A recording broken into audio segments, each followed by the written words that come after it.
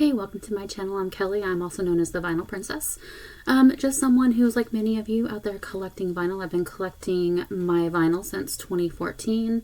Love music. I've always loved music. I grew up loving music. I had parents who encouraged me to listen to music, and I'm all over the board, guys. I like everything from Beethoven all the way up to, Beatles and Foo Fighters. I'm all over the board, and so I want to talk to you a little bit about how I collect, talk to you about some of the pitfalls, especially if you are just getting into this. My series and my episodes are going to be all about my love of music, as well as helping those new collectors out there. There's a lot of noise when it comes to vinyl collecting. So I want to kind of present the other side of it. There's a lot of people who will tell you got to follow a list, or you got to do this, you got to do that. So today I want to focus in on just talking about what it is with vinyl and give you guys permission to do what you want to do. So before I really jump into this and we get going, I want to encourage you to like if you like the content. Don't forget to subscribe and ring that little bell. So let's jump into this. One of the things that I've noticed, and I spent a lot of time, probably the last couple of years, watching YouTube videos. I wanted to kind of get a little bit more information about people. I was seeing lists out there. And one of the things that is very frustrating to me is when you start listening to these same people, they start showing you the same records. All of them have, these just random records out there. All of them talk about, oh, you have to collect off this list. This is what makes you a true record collector. And for me, I don't collect to put my records on a shelf and let them collect value. My records are played. I listen to them at night when I get home from work. You'll find me, where my record player is. I will throw a record on before I go to bed. I'll listen to both sides. And that's how I relax and really get into my chill mode. I also love going to record stores because it energizes me.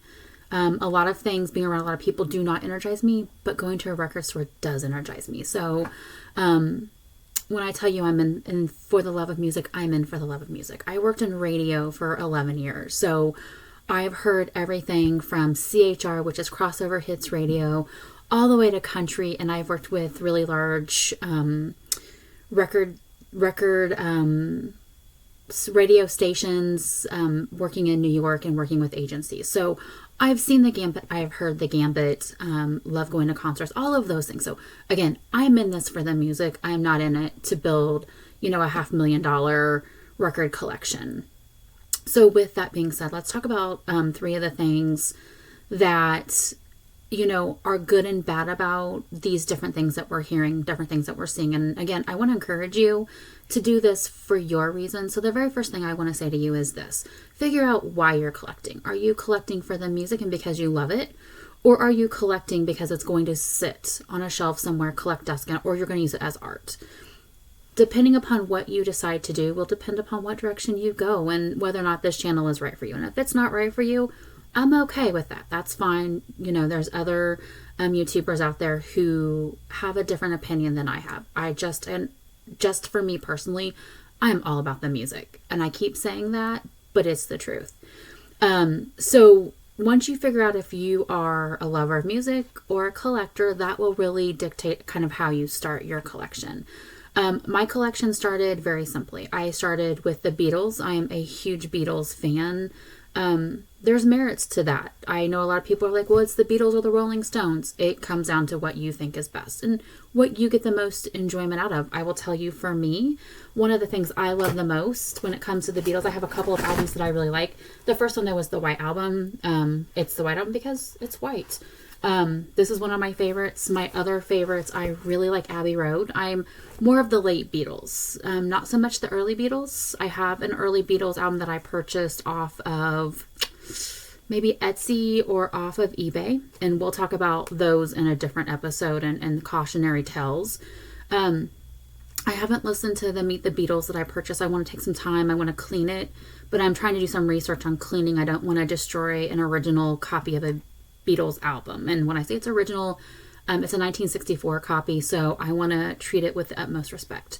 But again, that's how I started. From there, I collected Michael Jackson's Thriller, not the 40th anniversary one, the one that was out in 2012. That was the one that I got next. From there, I really started with the classic rock phase. So I did everything from Clearance, Clearwater Revival. I have a lot of, like I said, a lot of Beatles. Then I started working towards the Beach Boys. And as I started collecting, I'm like, there's a lot of newer things that I like. Something that was introduced to me. So everyone, when it comes to music, we all have different tastes. I'm very eclectic in my collection. If I were to pull it out and show you every single record, all 100 and some of them, you're going to see it's very eclectic. And I'll show you some of the uniqueness to my album collection right now. And one of the things that was really good is listening to people and friends and people on Facebook and getting some input. One of the albums that I am really excited that I bought, it was very expensive. I'm not going to lie about that. I spent 6 months trying to find it, anything that was under $100, something that was not a picture disc. If you are new to record collecting, you're like, what is picture disc? I don't have any picture disc in my collection, so I can't show you, but just know that the album face itself, instead of it being black or colored vinyl, has a picture on it. I've read a lot of reviews that talk about picture disc being not great sound quality, and they tend to be a little bit more expensive. So I have not invested in any of those, and that's a shame, because there's one album I really wanted during Record Store Day that I opted not to get because it was a picture disc. So the album that I did pick up that was expensive was the Gorillaz Demon Days. So for some reason, this is like the Bible when it comes to the Gorillaz. And it is a great album, and it does have the feel-good ink on it. It's got Dirty Harry. If you have not had a chance to really look at it or do anything or haven't read anything about it, I would definitely go in and read a little bit about the Gorillaz. It's a really interesting story, and all of their albums are based on a story. So while you can take pieces out and they're really great sounds and it sounds amazing, the story as a whole is truly outstanding. So I encourage you, take a look, take a listen, and if it's something that you're thinking about, just know that this one's very expensive right now. It's out of print or out of press. One of the things that you'll find as a collector is the vinyl kind of acts like the Disney Vault. So they don't press things right away. You have a lot of issues with quality.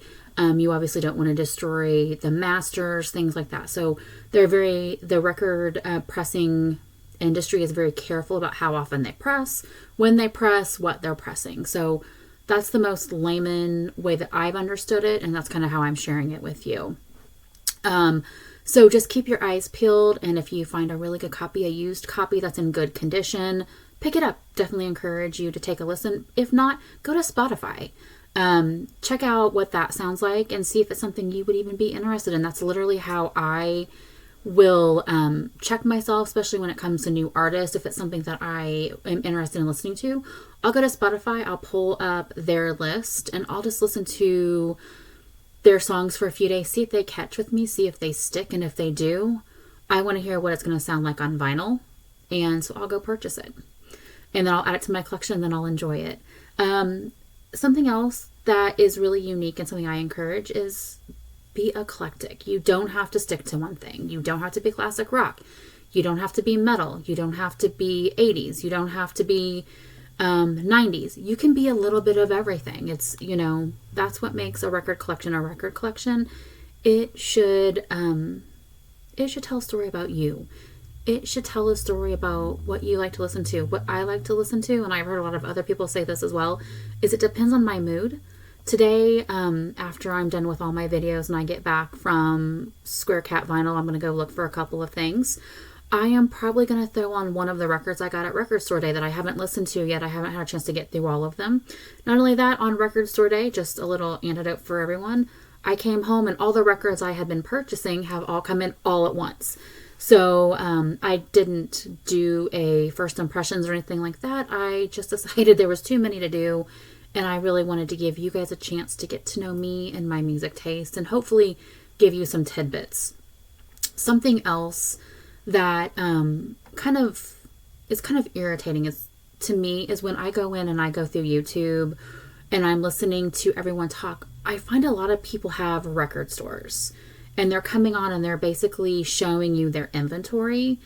To each their own. That's their right to do that. They are record store owners. They're showing you what you have. But with me, I'm truly going to be telling you about really great things I've heard, really great things that I've seen, and just give you a chance to be more educated, and share tidbits with you. That's what I want you guys to understand, is that record collecting is personal. And I'll keep saying it, and you'll get tired of hearing me say it, but it is personal.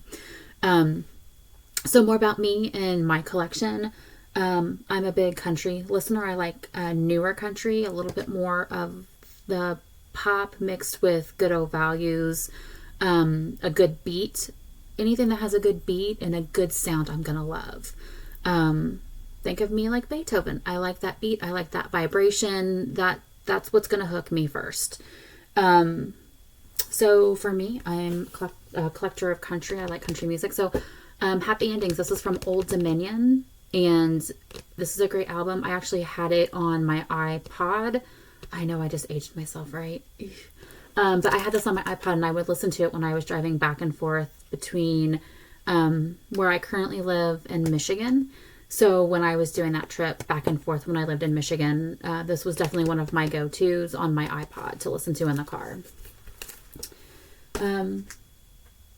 One of the things that are really great about a list is it gives you an opportunity to try new things. And when I say that, I like to step outside of my own personal taste. Now, I've told you guys I like country and I'm a classic rock fan. If you were to come and dig through my records, that's primarily what you're going to see. You're also going to see some 80s. Things like the Bangles, Cyndi Lauper. I have some Whitney in there towards the beginning of her career in pop music. But the other thing that I thought was an amazing album, and it is actually on one of those lists, is What's Going On by Marvin Gaye. Great album. And I never would have picked this up if it had not been on one of those needs to be in your record collection type of list. Yes, I know I contradicted myself. So let me explain. I use those lists to help me explore things that I wouldn't typically think to reach for. For a long time, if it wasn't the Beatles, it wasn't classic rock, I did not purchase it for my record collection. Some of that's because I was naive and thought that the newer stuff wouldn't have a good sound. It was also because I didn't understand how the pressing worked. As I continue to do this and I get more involved in it, I'm learning a little bit more about how things are pressed. That does not mean that you don't have to be careful, because you do. And I have a great story that I'll tell you about a record store day purchase that I made that I was really excited about, and it completely disappointed me. But that will be for a different episode. But let's keep going on this school of thought. So there are some of those songs that I'm like, that's a good idea. Let me take a listen. And Marvin Gaye was one of them. And what happens is when you open that taste up, you're going to start opening it up to maybe other people in that genre. So for me, I've always loved Motown, and listening to the Marvin Gaye, What's Going On, took me to buy his greatest hits. From his greatest hits, now I have a couple other ones that I've added to my collection. I just got the Temptations, All Directions, and that is a fantastic album. Unfortunately, it was released for Record Day 2023. So the chances of you getting your hands on that right now are probably slim and none, unless you find it at a garage sale, at a used store, or you go dig through someone's vinyl that you know. Again, it's not something that's pressed, and there was not very many copies. I have been watching to see if it's available anywhere else, and I have not been able to see a copy available. So again, take those lists with a grain of salt. Just because it's on there does not mean you need to go out and buy it, unless you absolutely want it and it makes sense for your collection. Then go do it. But if not, that's okay. It's your collection. It represents you and who you are. So jumping forward a little bit, I said that I was a little bit naive when it came to pressing music. So, a lot of newer music, they went from being analog to digital. Digital is the format that is used specifically for CDs. a lot of what we hear and that's released on CDs is digital music. Digital music does not always sound good on a record. So a lot of times you hear things that are put in stereo or analog. So again, I was pretty naive by that. And then I started hearing some of the newer stuff. So one of the things I bought that I really loved, and there's another story behind this, but the Essentials from the Foo Fighters. I love the Foo Fighters. They're amazing. As far as I'm concerned, Dave Grohl is a genius. When it comes to writing and playing instruments, I would put him up there, and I don't want to start a debate between who's better. But I would put him up there in the likes of an Elton John when it comes to writing. I would put him in that same realm with Paul McCartney because of his ability to write, as well as his ability to play multiple instruments. And if you know anything about Paul McCartney, you know he's very much so a savant when it comes to playing instruments. He's very good at it. He's been able to throw things up. And if you watched the Let It Be documentary series on Disney, he was behind a piano. He was playing the guitar. I believe he played bass, and I believe at one point he was behind the drums. So he played all of these different instruments. And, you know, if you know anything about Dave Grohl, you know that he's very much so the same. He's very good with different types of instruments. So with that being said, I would say give things a chance. I found that album and it was fantastic. A lot of the newer stuff that I'm picking up, Demon Days. I'm trying to think of other things that I picked up that's newer. There's so many things that I have going on. I have some Panic at the Disco that I haven't listened to yet. So there's a lot of different things out there that I'm kind of working my way through. What happens is I typically will buy a lot of music. I'll do what I do with it. And then I will then, as I'm going through and cataloging, I keep track of what I have. And I make sure that everything is clean. And I'll put up a video about this at a later date. My process for dealing with vinyl, new, used, whatever it needs to be. So I'll put that up so everyone can see it. Very similar to what other people will tell you. A lot of the things I do are tips I've gotten from other people. And yeah, I just want to bring back the joy of what it's like to pull out an album and enjoy it. Enjoy your music. Enjoy everything from how it's packaged to the album cover, because there's a lot of great tidbits that you guys can pick up if you just sit down and enjoy the experience of your album. So a little bit more things here going on with my album collection. So this is something new that I just got a hold of. It's Lynyrd Skynyrd, and this is one of them that was released by Walmart. So it is the root beer colored vinyl, which is really pretty. Let me show you here. Let me pull this out. You guys can see that it's a root beer color. It's kind of transparent. So again, this has a lot of their great hits. So a great thing about these types of albums is it's a great way to get a lot of their great stuff in one album instead of buying 4 or 5 albums. So, you know, that's my collection. That's what I have. So I encourage you guys, if I haven't answered something, you're new to this, you have questions, please send me a message about this video. I'm going to be posting a few more videos in the upcoming days and weeks. I'm going to tackle information about Record Store Day. And we'll talk about cleaning and storing. We'll talk about new things that are coming out. I'll talk to you about some stuff when it comes to the music industry as a whole, you know, about what days are good days to pick up new music. Drop days. We'll kind of go through everything. But until our next time to meet, keep the record spinning, enjoy your music, and most importantly, be kind to one another and let the music run your show and follow you in life.